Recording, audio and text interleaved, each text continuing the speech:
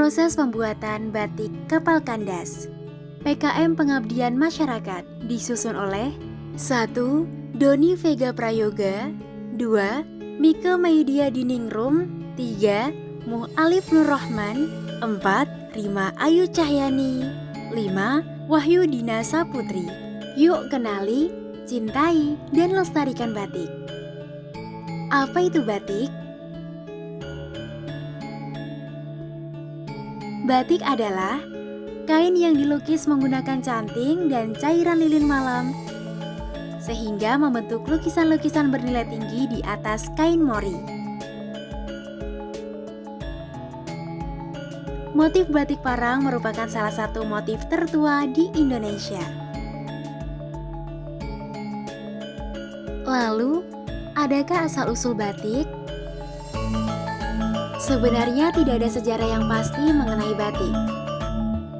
Namun, keindahan batik ini kabarnya sudah ditorehkan sejak 2000 tahun silam di Timur Tengah, Asia Tengah, dan India.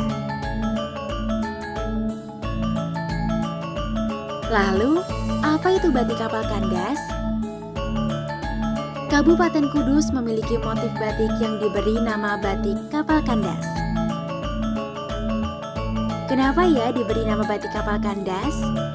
Kandas karena ribuan tahun silam kapal Sampokong yang berlayar melewati pesisir Muria kandas karena rusak.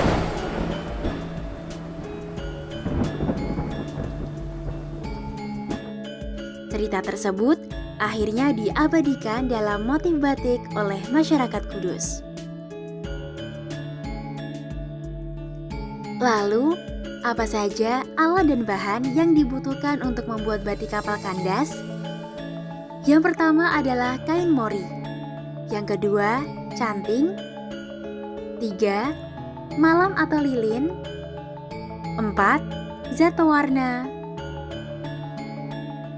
5. Wajan dan kompor kecil. 6. Gawangan. 7. Dingklik. 8. Bandul. 9. Taplak. Dan yang terakhir adalah meja kayu. Bagaimana cara membuat batik kapal kandas?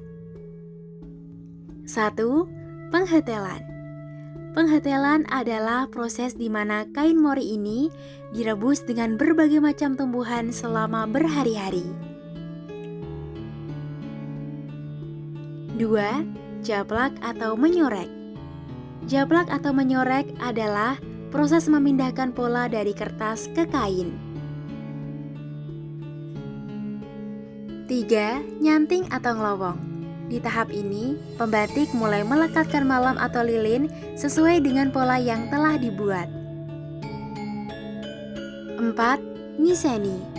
Nyiseni adalah proses memberikan isen-isen atau isian pada ornamen-ornamen tertentu seperti gambar bunga dan hewan.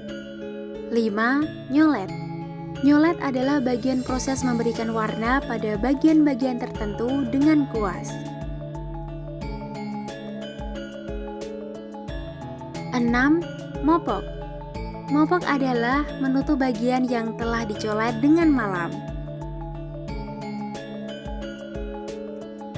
Selanjutnya adalah nembok, proses penutup bagian latar belakang pola yang tidak perlu diwarnai.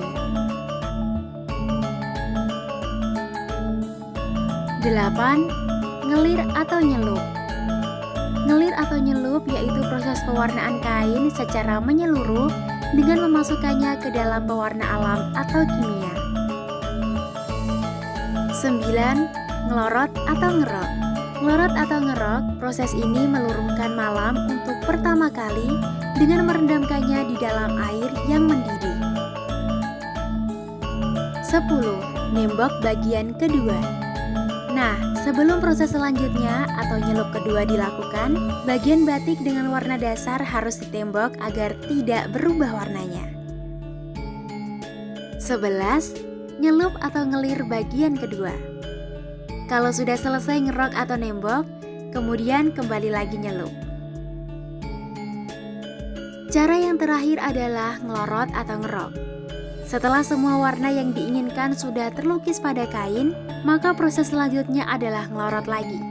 Proses ini dilakukan menghilangkan semua malam atau lilin yang tersisa pada kain.